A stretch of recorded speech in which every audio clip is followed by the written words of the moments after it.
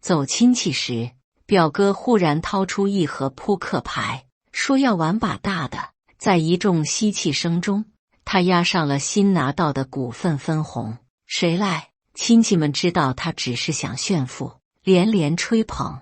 就在表哥得意洋洋要收回扑克牌时，我伸手拦住他。我来。表哥瞪大了眼，他以为我会和从前一样懦弱不语，但他不知道，我最擅长的就是梭哈这种玩法。这一次他会输掉所有。接下来开始我们本期故事，记得点击订阅并开启小铃铛。刚说出我来2个字，我妈就忍不住拉了下我衣服。你表哥说着玩呢，你干什么？旁边的亲戚也跟着劝了几句，大家都心知肚明，表哥只是想炫耀一下他新拿到手的股份，这样大的赌注，哪里是我们这群穷亲戚能参与的？表哥是我们村里最有钱的人，他一向喜欢这么玩，过年来这一出，无非是想炫富，大家跟着吹捧几句也就算了，我怎么还较真了？大过年的，大家都不想闹得脸上不太好看，纷纷打圆场。可我巍然不动，只按着表哥拿出来的那副扑克牌。还打吗？表哥脸上春风得意的神情已经消失了，他面无表情盯着我，不屑地哼了声。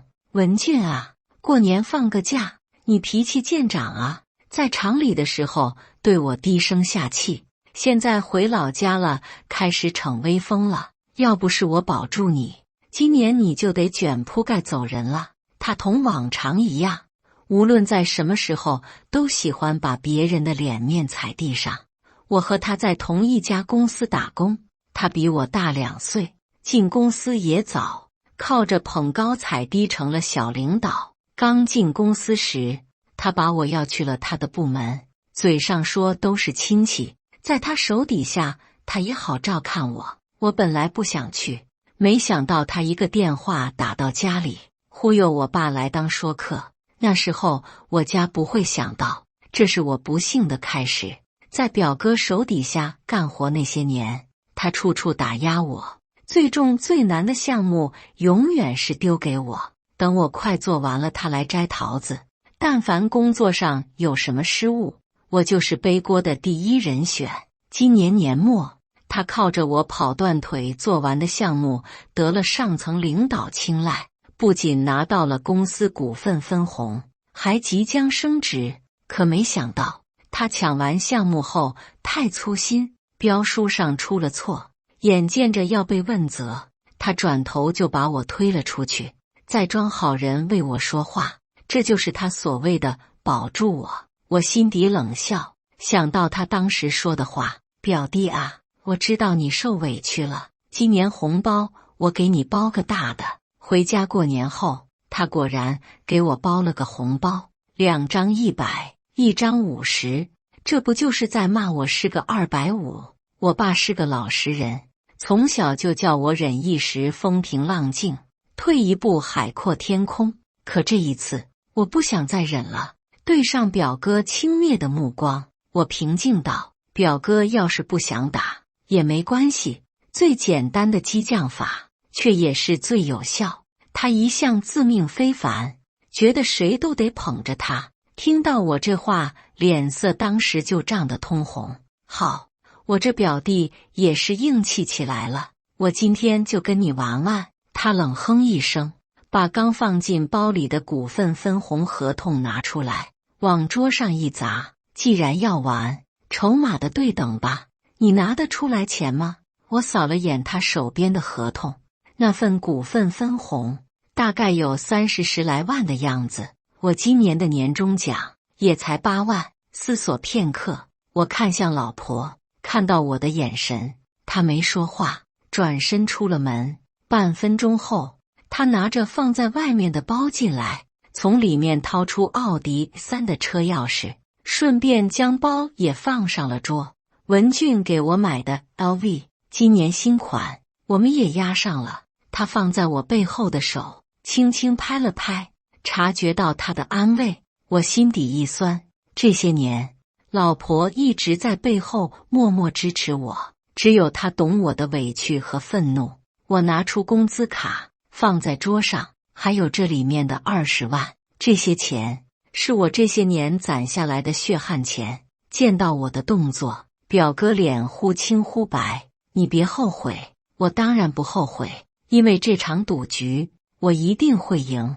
自从我进了表哥手底下的部门，他变成了甩手掌柜，什么麻烦事都丢给我。我跑项目时，为了讨好那些老板，不知道多少次喝到胃穿孔，送进医院。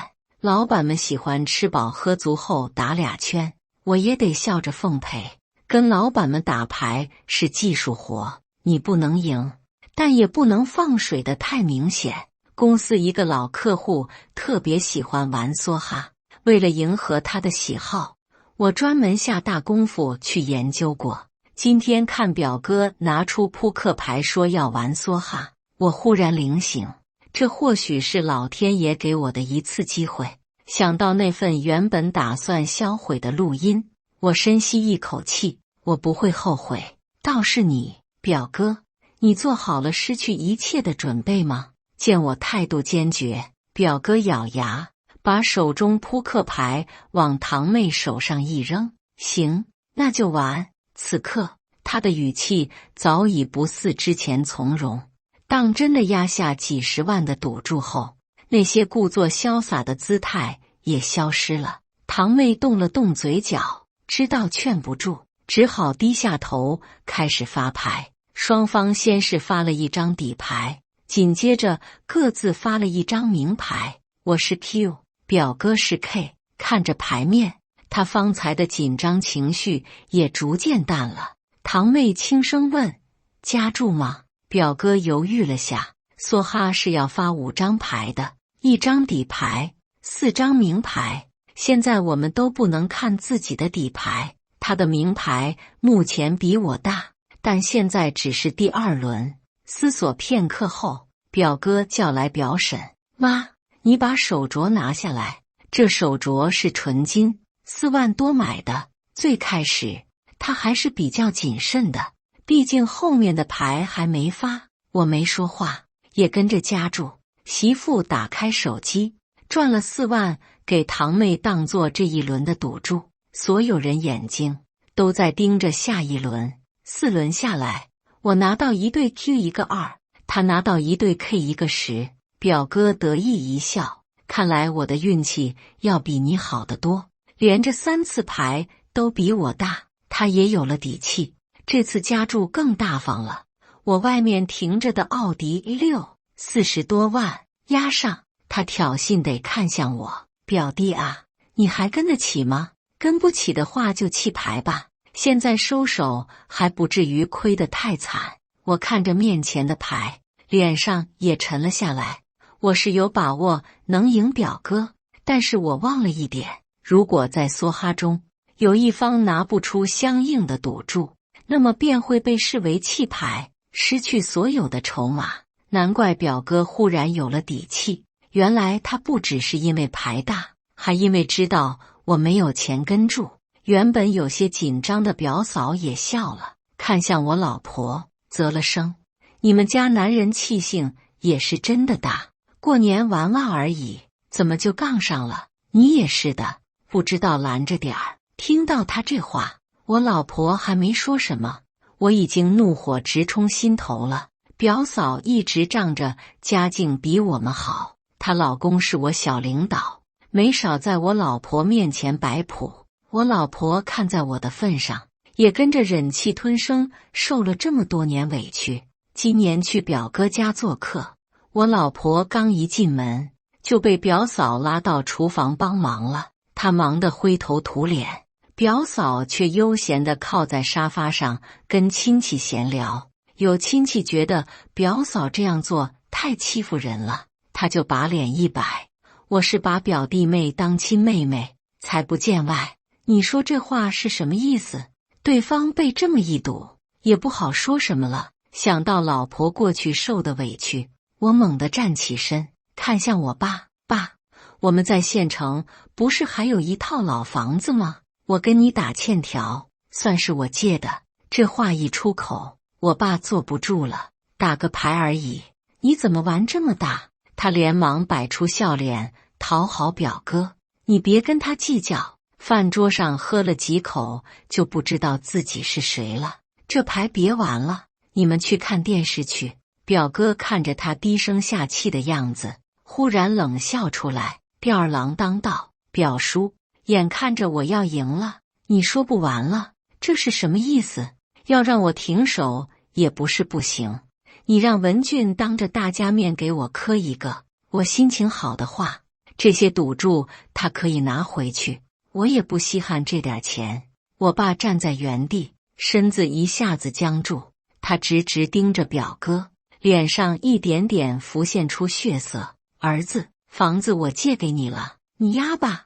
屋里一下子安静下来，连我都忍不住看向我爸。从小到大，他安守本分，没少劝我向表哥低头。就连这次，我也以为他会站在表哥那边，没想到他居然真的同意了。看着我爸塞给我的房产证，我一时没有回过神来。老婆刚要说什么，我爸闷闷地摆摆手，端了个凳子坐在牌桌边上。亲戚们见这场面，也知道劝不住了，都屏住呼吸围了过来。堂妹抖着手发了第4张牌，我还是一个 Q， 她还是一个 K。现在我们手中的牌分别有4张，除去1张还没开的底牌，剩下3张牌分别是：我的是3个 Q 和1个2，表哥是3个 K 和1个10。他依旧比我大。看到牌面，我爸脸色灰了下来，表嫂却是忍不住笑出了声。看来我家这口子运气不错，今年不仅升职加薪，牌桌上也是运气连连。这钱来了，挡也挡不住。等会儿大家都别走，我请大家去酒店吃顿好的，表哥也得喜上眉梢。看着手中的牌，嘴角都要咧到天边去。你们平时也没吃过什么好的吧？老婆，等会儿就订县里最好的酒店，给亲戚们开开眼。他一向口无遮拦，觉得自己是亲戚当中最出息的人，当下眼看着要赢了，更是无所顾忌。堂妹脸上露出羞辱之色，咬咬牙，还是把话咽了下去。开牌之前还要进行最后一轮压注，表哥作为牌大的一方，要先压注。他扫了眼周围，看到我爸面若死灰，冷笑一声：既然你们压上了房产证，那我也压吧。我们在市里那套房200多万，我压了。屋里响起一片吸气声。200万，这可不是一个小数目。我飞快算着自己的资产，即便把跟老婆的房子压上去，也才100多万，怎么都凑不上缺口。表哥看着我，挑衅道：你还有钱跟吗？想从我这儿拿到钱，你也不看看自己配不配？老婆站在我旁边，伸手握住了我的手，轻声道：我们的房子压上去，我再跟亲戚朋友借一些。表哥挑眉，一脸鄙夷：你跟谁借？穷鬼身边的都是穷鬼，你能借多少钱？自打我跟他开始赌约时，就意味着已经撕破脸皮了。表哥当下也不装了，上下打量了我一眼。别说我不给你留活路，就像刚才我说的，你要是现在认输，当着所有人面磕个头，我可以停手。他嘴上说着给我活路，实际上是想把我逼入绝境，当着亲朋好友的面干出这种事，往后我还有什么脸面做人？就在我搜肠刮肚，想着还能从哪里凑些钱的时候，堂妹忽然开口了：我借，我这些年打工存了12万，都借给你。表哥忽然愣住，表嫂手里的茶杯也摔了。堂叔连忙拉了下堂妹，急冲冲道：你胡说八道什么？这儿有你什么事？堂妹挣脱开，语气里带上一丝压抑已久的怒气。我就是看不惯他这副谁都看不起的样子，当初他家没钱供他读高中，大家东拼西凑，把都掏干净了，也要让他上学。结果呢？你看他对咱们有一定感恩之心吗？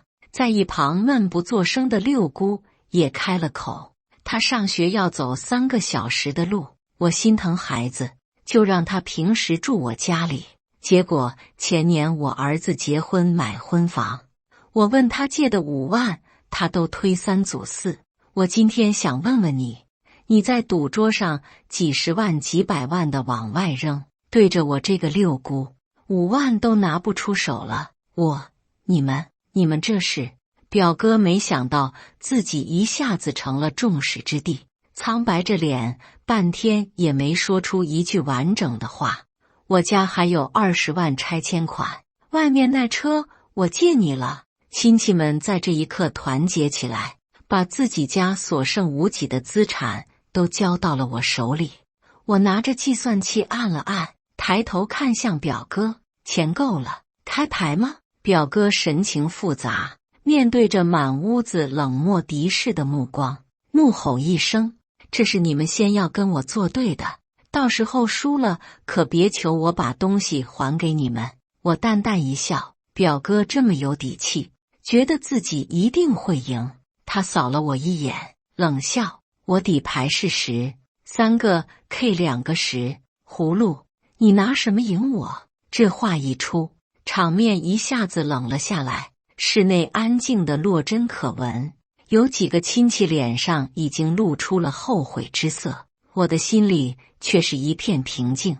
在万众瞩目之下，缓缓翻开底牌，这一局他输定了。看到我的底牌时，表哥像是被冻在了原地。我4个 Q 加1个2是条子，他3个 K 加1对10是葫芦，条子刚好比葫芦大，他输了。表哥，你压注的时候就没有想过我的底牌可能会是 Q 吗？听到我的问话，他喉咙滚动了几下，却只传出模糊的音节。表嫂已经不干了，抓着桌子上的牌往地上扔。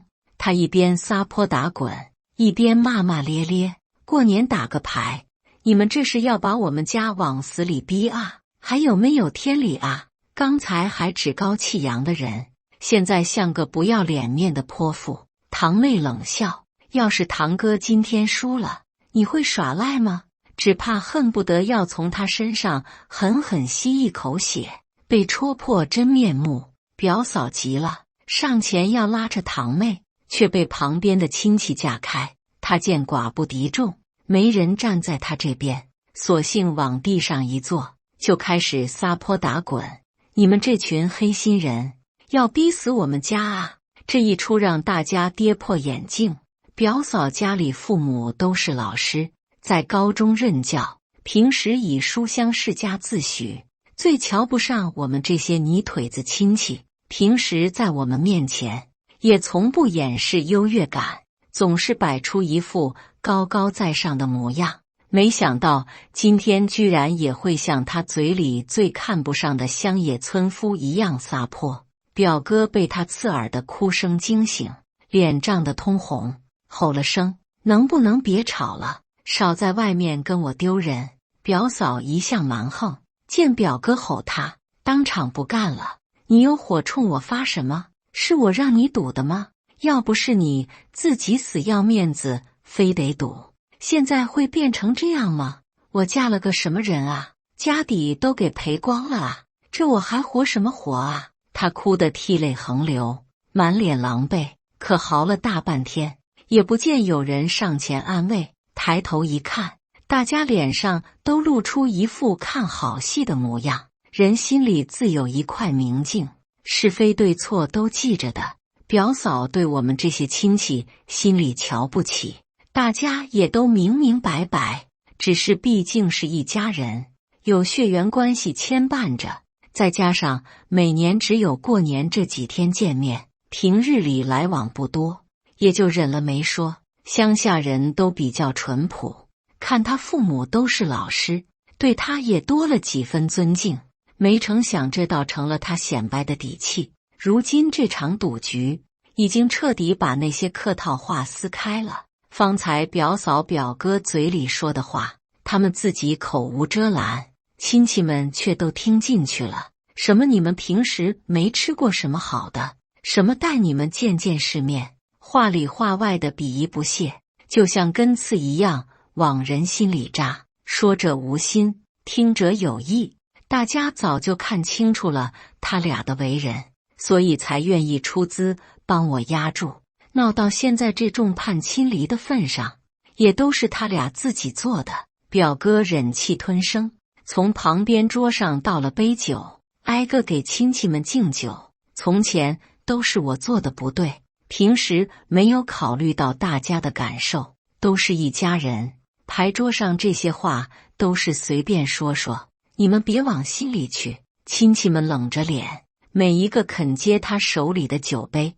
表哥端着酒杯站在原地，手足无措。这个时候他倒是不装腔作势了。自从他毕业后赚了点小钱，就开始在我们这些亲戚面前耀武扬威。平时酒席上从来都只有别人给他敬酒的，哪怕辈分比他大，也得在他面前低上一头，他自己是手都不愿意抬一下。看来钱能让人硬气，也能让人服气。也是，桌子上这些东西是他打拼多年的资产，拿走这些跟要了他的命也没什么区别。我敲了敲桌面，提醒表哥底牌已经开了，你认不认输？表哥一机灵，这才从老婆给他丢人的事里回过神来。他看了眼牌桌上摆着的车钥匙、股份合同、房产证，下意识打了个寒战。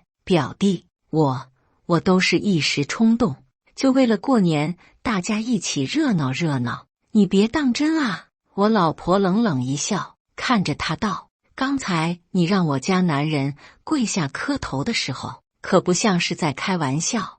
我老婆心里都记着点，表哥说了2次让我磕头，这都是踩在他的雷点上，现在见有了机会，立刻拿出来嘲讽。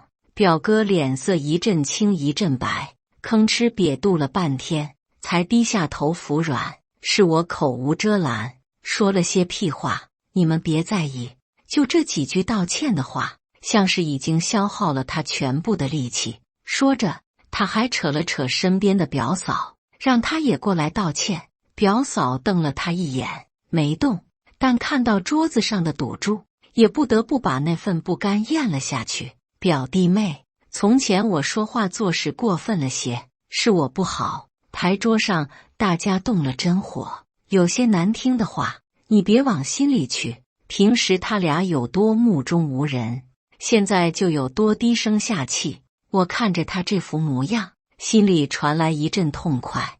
指着周围的亲戚朋友，我冷声道，你不只欠我一个道歉，还有这些亲戚们，还有我爸，你都得挨个道歉。表哥目中无人惯了，肯跟我道歉已经是看在几百万的家资份上了，怎么可能愿意还给其他人道歉？果然，他梗着脖子瞪我，眼里满是血丝。你别给脸不要脸，我好歹是你领导，你把事做绝了，回去后没你好果子吃。没说2句，他就按耐不住本性，下意识想拿出工作上的态度开始威胁我。想到被抢走的功劳，我心头的火也上来了。我拿过手机，直接翻到了那条录音。你居然有脸跟我提工作？年底那个项目到底是谁拿到的？你心里没数吗？这些年你甩了多少锅，又抢了我多少功劳，你还数得清吗？我按下播放键，录音的内容当着所有人的面播放了出来，里面都是我之前专门保存下来的表哥从我手里抢项目、抢功劳的内容。大伯还在世的时候，对我爸很照顾，对我也不错，所以我爸对表哥很好，甚至可以说是言听计从。看在去世大伯的面子上，我才一直忍让着他，可他却越来越过分，甚至把我的退让当成了理所应当。录音刚播到一半，我爸就红着眼，一拳打在了他身上。你个畜生！我把你当亲儿子看待，你就这么对我儿子？表哥仗着年轻体力好，连忙躲开，他不敢还手。他知道屋里这些亲戚都不待见他，他要是敢还手，只怕要被群殴。二叔，我知道错了，你消消气，你先坐下。最后还是我老婆怕我爸气出病来，才把人拉住。亲戚们看表哥的目光越发鄙视，知道他忘恩负义，没想到他居然忘恩负义到这种地步。你要去哪儿？堂妹突然出声，一把抓住偷偷想走的表嫂，她怀里满满当当是刚刚趁着我爸打表哥时从桌子上拿的东西，被堂妹一扯，车钥匙和股份合同掉了一地。堂妹冷笑，输了就想跑，想不认账了是吧？见撒泼打滚没用，表嫂往地上一坐，开始撇清关系。赌局是他赌的，跟我有什么关系？房子车子的钱也有我出的啊。他输了，你们找他要钱去，我的钱不能动，我还要给我儿子攒出国的学费，我要离婚。离婚！表哥听到这话，眼都红了。他没想到，不仅亲戚朋友没站在他这边，就连老婆也在最后选择背叛他。到这地步，他也顾不上跟我掰扯工作上那些事，直接把表嫂从地上拽了起来。压住的时候，你不是也同意了吗？现在怎么就只是我一个人的锅了？表嫂急了，一把推开他。谁让你爱炫富？现在好了，家底都给你折腾完了，这日子我过不下去了。表哥气得发抖，指着他就开骂。平时你乱花钱买包买衣服的时候，怎么没跟我算这么清楚呢？说着，他不管不顾，当着众人面就开始往外抖落表嫂的隐私，说他好吃懒做，喜欢嚼舌根。俩人你一句我一嘴，吵得不可开交。堂妹嗤笑一声，不屑道：平时还在咱们面前装，说夫妻感情好得很，连脸都没红过，原来背地里是这么个德行。我知道她还记着去年的事，那时候堂妹刚跟出轨的老公离婚，正在气头上，结果过年聚会的时候，表嫂抓着这是一顿说教，说堂妹脾气太差，抓不住男人的心，老公才会出轨。惜货亮迷毡，病盖金富，倩云横弹脚龙挠。他和表哥就不一样，俩人关系有多好多好。说完，他还背着堂妹偷偷联系了前堂妹夫，美其名曰要给俩人一个和好的机会，要堂妹去低头认错。当时要不是亲戚们劝着，堂妹立刻就要跟他翻脸。我在一旁冷眼瞧着，都是夫妻本是同林鸟，大难临头各自飞。没想到一场赌局，就让原本如胶似漆的俩人这么快撕破脸了。想到之前压住时，一直坚定站在我身后的老婆，我心底传来一阵暖意。好在我没有选错人。表哥焦头烂额，急得满头大汗。他没想到，不过是炫个富，不仅丢了这些年打拼的家底，还把自己的婚姻也折腾没了。他倒是想不认账，可我们现在都是他的债主，难道真的会让他就这么离开吗？这些年，他们夫妻得罪的人可不少。表哥想清楚这一切，终于败下阵来，颓然道：说吧，你们要怎么样才肯放手？我和亲戚们商量了一下，心里也都有了个数。要是真的把赌桌上这些赌注都拿了，指不定表哥转头要干出什么事来。俗话说，光脚的不怕穿鞋的，真到了那地步，只怕大家要动真东西了。更何况亲戚们本也没打算要这些偏门财，大家更多的是想出一口这些年压着的恶气。最后，我们一行人终于商量出一个合适的方案。六姑冷哼一声，让我老婆拿来纸笔。她说：我老婆记，你在我家住了3年，我专门腾了间空屋子给你，就算1个月800块钱租金吧，3年下来一共是多少？我老婆立马算了出来，28800。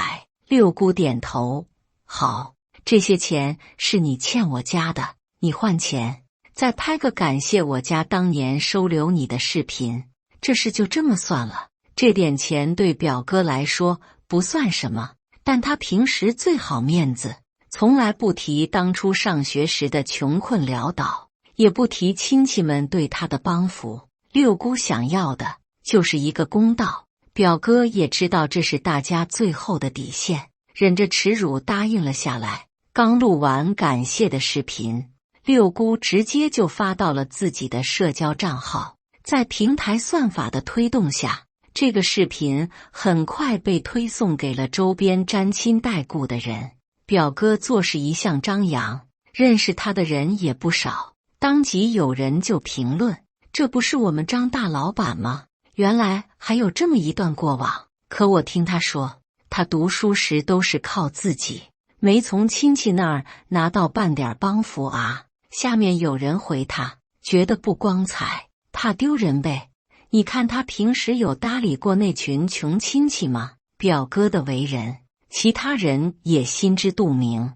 在视频发出后不久，我就看到手机里好几个群聊都在转发，这一回算是把表哥的虚伪面具彻底撕下来了。看着下面对他忘恩负义、虚伪冷血的指责，表哥的脸又红又白，就连表嫂都离他远了些。接着是凑钱供他上高中大学的亲戚们，算下来也没几个钱，但大家要的就是当初那口闷着的气。最后表哥僵着脸，挨个给曾经帮过他的人道谢，对他曾经羞辱看不上的亲戚道歉。一通忙活下来，他已经脸红到恨不得钻进地里了。就在他松了口气，正准备要走时，我拦住了他。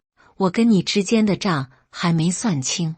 表哥脸上肌肉抽了抽，咬紧牙关。我跟你道歉了。我嗤笑一声，看着他紧紧攥在手里的合同，冷笑道：你现在的岗位和股份分红是靠谁拿到手的？你心里不清楚吗？他心虚地转过脸，不情不愿道：今年的分红都归你，这总行了吧？我直接转给你。他说的大方，我却冷笑：转给我，只怕在我手里还没捂热就要飞了吧？表哥以为这种小把戏能糊弄到我吗？我以什么名义收这笔钱？前脚我收了钱，后脚他就敢去告我敲诈勒索。更何况他这些年在我身上没少吸血，哪里止这30来万的分红？被我看穿心思，表哥恼羞成怒：那你要怎么样？我使了个眼色，让老婆带着几个身强力壮的亲戚围住表哥，这才开口：你当我之前那份录音是录着玩的吗？我双手抱臂，冷冷道：你现在就打给领导，把我录音发给他，再把这些年你侵吞款项、吃人回扣的事都说清楚。这一下像是打中了表哥的七寸，他涨红了脸，咬牙切齿瞪着我：你别欺人太甚。我老婆没好气道：当初你做这些事时没觉得自己过分，现在让你老实交代，你反倒觉得过分了。这些年老婆都是知道我的委屈的，见表哥死不悔改，他说话也没了往日的温和。看着周围守住门的亲戚，表哥知道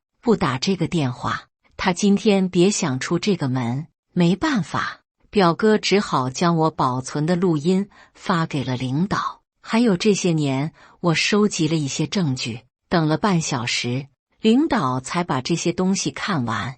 他显然没想到，在自己眼皮子底下居然有人敢这么胆大妄为。以他的眼力，自然能看出来这些证据是真是假。我们一边在屋里唠嗑，一边等领导那边开线上会议。表哥苍白着脸坐在原地，等着上级的宣判。他手中还死死抓着那张股份合同，就像是抓着一根救命稻草。其实他心里也清楚，这张合同在他打出电话那一刻就已经成了废纸。结果出来的很快，年还没过完，表哥经理的位子还没坐热乎，他就被开除了。对于这个结果，我心里早已准备。老婆高兴得不行，连忙招呼亲戚。过年遇上喜事，我请大家吃顿好的，我们去县里那家酒店一起见见世面。众人哄笑起来，表哥表嫂夹着尾巴默不作声离开。让我没想到的是，好事还在后头。酒席间，大领导亲自给我打来了电话。我不知道你是用了什么手段，让你表哥老老实实交代了这么多，但能做到这事，已经说明了你的能力。我看过了你这些年的工作成果，当个小职员确实屈才了。你们部门经理的位子，你有兴趣吗？我心中一片激动，深呼吸几下，平静下来。回到酒席，我迫不及待把这个好消息告诉了大家。六姑一拍手，感慨道：“这叫什么？